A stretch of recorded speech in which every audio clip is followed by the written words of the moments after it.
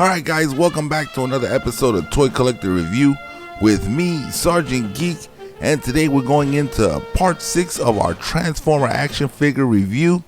And once again, we're going to be taking a look at some of the action figures from the Fall of Cybertron video game that originally released for the Xbox 360 and PS3, and then later on released for the PS4 and Xbox One. If you haven't checked out this game and you are a Transformer fan, I highly recommend checking out this game. It's got a very good storyline to it. It's really good. I got drawn into it and I pretty much played it non-stop the first day I got it. So once again, check this game out. And if you haven't subscribed to the channel, hit the subscribe button, hit the like button, hit that bell notification so you can be notified every time I put out a new video.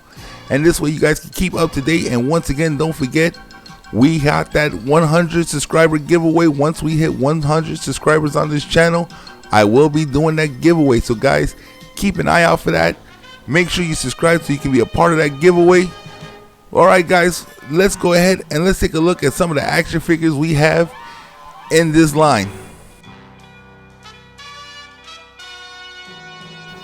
Alright guys, the first figure we're going to be taking a look at here is Thundercracker. Now this is a very cool figure. I do like Thundercracker. He is one of my favorite Decepticons next to Soundwave. And as you can see, he has this rotating Gatling gun for a pistol gun. Now this gun can actually split down the middle and you can attach it to the arms, kind of like the original way of the G1 Transformers. He is a very cool seeker. These transformations are easy to do, and once again, these are some very cool figures here. I love it because I love the game. The game is really awesome, and these figures are great on the display shelf. So let's take a look at him in his vehicle mode.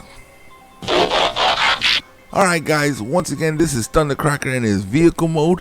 Once again, he's almost identical to the characteristics in the video game, and the transformation on this is real easy. If you are a Transformer fan, you gotta get these figures for your display shelf. They're really cool, they look awesome, and I don't know what else to say about them. They're just really good action figures. But let's go ahead and let's take a look at another figure in this line. Alright guys, the next figure we're going to be taking a look at here is the leader of these Seeker Bots, and that is Starscream. And as you can see here, just like with every other Transformer, rocking his G1 colors. Once again, you can see on him on the display shelf, I actually got him with the guns attached to his arms like his G1 counterpart.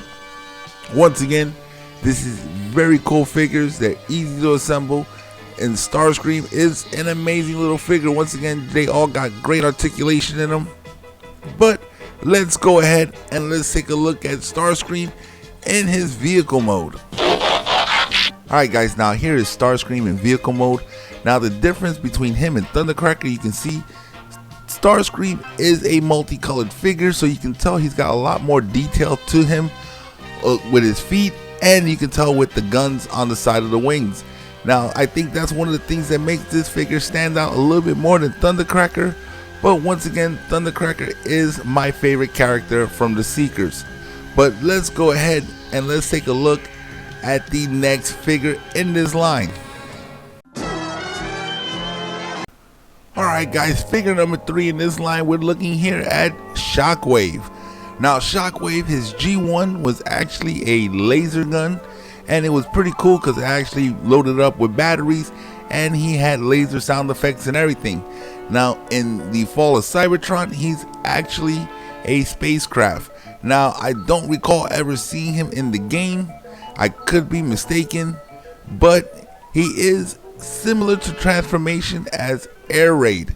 Now once again, it's pretty cool. I like the way they got his gun set up. He's a really cool action figure, but let's go ahead and let's put him in his vehicle mode. Alright guys, so here is Shockwave in his vehicle mode. Just like episode 5, he is very similar to the figure of Air Raid. It's almost identical except for a few little details that they changed between the two of them, and the fact that Shockwave is purple. But once again, I don't remember him being in the game, but even still, he is a great figure to have on the shelves. Shockwave was always a cool character on the show, always subordinate to Megatron, but I believe, in my opinion, was just as powerful. But let's go ahead and let's take a look at another figure. Let's keep this video going. Alright guys, the next figure we have here is Blaster. Now to me, this one particular figure is very confusing because in the G1 he has a disguise mode of a boombox, but in the fall of Cybertron he actually has a vehicle mode. Now the G1 had cassette companions that came out of his chest, and he kind of has the same thing here, which I'm going to be showing you here in a little bit. But it's kind of weird that they actually come out of a vehicle than opposed to a sound system. But all in all, it's a really cool figure. Once again, this one is actually easier than most of them to transform. He's very simple, and you can actually store more than one companion inside his chest. The only thing is that piece on the back that you see right there actually pulls out. So when you got them on display and you're trying to show off storing those companions, it kind of looks weird, so I don't store them when I have them on display. But let's go ahead and take a look at Blaster's vehicle mode. Alright guys, here is Blaster in his vehicle mode. He kind of, to me, he kind of looks like a van. And as you can see, that front plate there, that's where you actually store up his companions, which I'll be showing you here in a minute. But once again, he's a pretty large vehicle. He is a large transforming action figure due to the fact that he actually has the cassettes that go in his chest. But all in all, once again, it's a great figure. Now, I do not recall Blaster actually being in the game. I believe he is modeled after Soundwave, who is in the game and transforms in the exact same way. Only thing is, different headpiece, different color.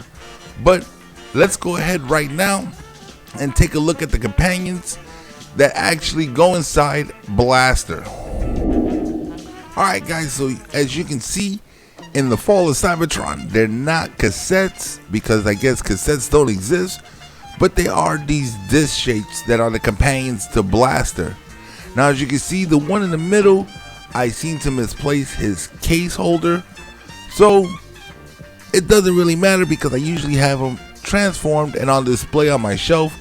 But let's go ahead and check out these little cassette companions of Blasters, and let's transform them into their robot mode. Alright guys, and here they are transformed. Here you have Squawk Talk, and making his way around the turntable you have Steeljaw, and in the robot mode you have Rewind. Now these are Blaster's cassette minions, or should I say in the Cybertron, they are his disc minions. They are pretty cool. They actually kind of pop up. They have a little button when they're in disc mode that if you push the button, they kind of spring out and semi-transform, and then you just have to finish it off. But they're really cool. I like the way they look. So let's go ahead right now and let me show you what happens when you actually load one of these up into Blaster. Alright guys, as you can see, Blaster is transformed. You push that little button and the front part opens up, and as you can see there, I already have a disc transformer set up inside his chest. I believe that is Rewind right there. And what you're gonna do, you see that little chair on the top, that whole section right there actually pushes forward, and you can launch Rewind right out in front of Blaster. So let's go ahead and let's make an attempt to try to fire Rewind. Oh, there he goes. You see he fired out, and as you can see, he's pretty much transformed. Just gotta bring his arms down and stick his feet out, and he's ready to battle Decepticons. And you can see his transformation into cassette is not that difficult. The only thing that makes it pretty difficult is trying to get him with the springs. If the hooks don't catch, then he pops back out.